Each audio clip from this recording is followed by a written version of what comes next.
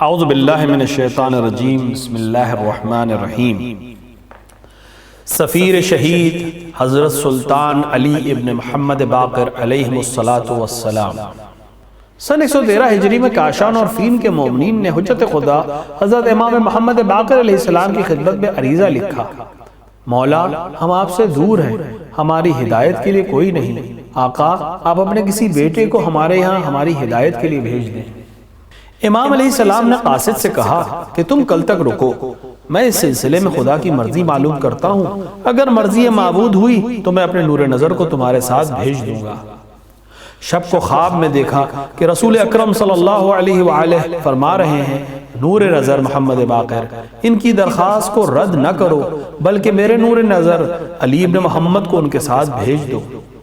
امام علی مقام نے حکم رسول کے مطابق اپنے نور نظر کو قاصد کے ساتھ بھیجنے کی اجازت فرمائی۔ سامان سفر تیار کیا گیا اور سلطان علی ابن محمد کاشان کے لیے روانہ ہوئے۔ جب آپ کاشان پہنچے تو تقریباً 6000 مومنین نے آپ کا زبردست استقبال کیا۔ آپ جمعہ و جماعت کے علاوہ لوگوں کی ہدایت اور ان کی مشکلات کو برطرف فرماتے تھے۔ کاشان و اطراف کے لوگ جوق در جوق آپ کی خدمت میں آتے اور کسب فیض کرتے۔ آپ خط کے ذریعے اپنی تمام سرگرمیاں، لوگوں کے پرجوش استقبال اور حالات سے اپنے والد اور امام کو مطلع فرماتے تھے۔ ابھی آپ کو کاشان میں ایک ہی برس ہوا تھا کہ 7 ذی الحجہ سن 114 ہجری کو آپ کے والد حضرت امام محمد باقر علیہ السلام کی شہادت ہو گئی۔ ظاہر ہے کہ اس وقت تمام عالم اسلام پہ بنی امیہ کا غاصبانہ قبضہ اور حکومت تھی۔ کاشان میں بنی امیہ کے مقرر حاکم نے آپ کی مقبولیت کو دیکھتے ہوئے سوچا کہ اگر میں نے اس کی خبر شام میں نہ پہنچائی تو ممکن ہے کہ خلیفہ کو جب معلوم ہو تو وہ ہمیں معزول کر دے اور کہیں قتل نہ کر دے۔ لہذا گورنر نے خط لکھ کے تمام حالات سے خلیفہ کو آگاہ کیا، اور سلطان علی کی مقبولیت بڑھتی جا رہی تھی، اور سلطان علی کی مقبولیت حکومت اموی کے لیے بہت بڑا خطرہ تھی۔ لہذا ظالم حاکم حشام نے جلاد صفت درندے ارقم کو لشکر کے ساتھ کاشان بھیجا۔ شام اور کاشان کی فوج نے رات میں حضرت سلطان علی علیہ السلام کا محاصرہ کیا۔ آپ کے خادم نے آپ کو مطلع کیا تو آپ فوراً شمشیر بکف باہر نکلے۔ آپ کی مختصر ساتھیوں نے استقامت کی اور راہ خدا میں جہاد کیا۔ جب آپ کے اصحاب شہید ہو گئے تو آپ نے شجاعت و جوان مردی سے راہ خدا میں جہاد فرمایا، یہاں تک کہ آپ بھی زخموں کی تاب نہ لا کر گھوڑے سے گر پڑے، اور آپ کے دشمن نے آگے بڑھ کر آپ کے سر و تن میں جدائی کر کے آپ کو شہید کر دیا۔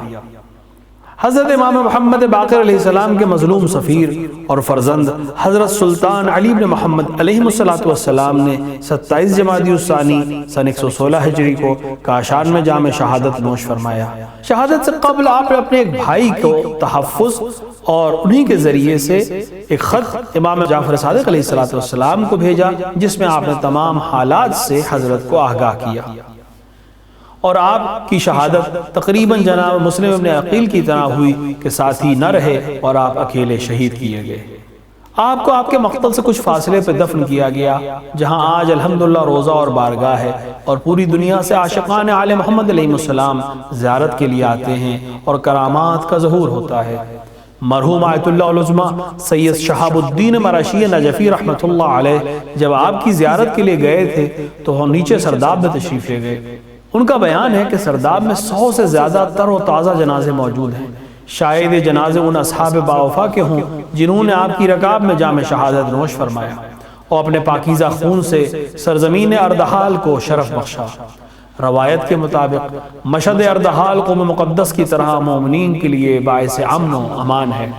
حضرت امام علی رضا علیہ السلام نے اپنی خواہر گرامی کریم اہل بیت حضرت فاطمہ معصومہ سلام اللہ علیہا کے میزبان جناب موسیٰ بن خزرج سے اردحال کے بارے میں پوچھا تو انہوں نے کہا کہ میری کچھ زمینیں ہیں وہاں پر۔ تو امام علیہ السلام نے فرمایا: نعم الموضع الاردحال، اردحال بہترین مقام ہے۔ تمام مومنین کی خدمت میں سلطان علی ابن محمد باقر علیہ السلام کی شہادت کی تعزیت اور تسلیت پیش کرتے ہیں، اور بارگاہ الہیہ میں دست دعا ہے کہ خدا ہمیں ائمہ علیہ السلام کی معرفت عطا فرمائے اور دنیا اور آخرت میں ان کے ساتھ محشور فرمائے۔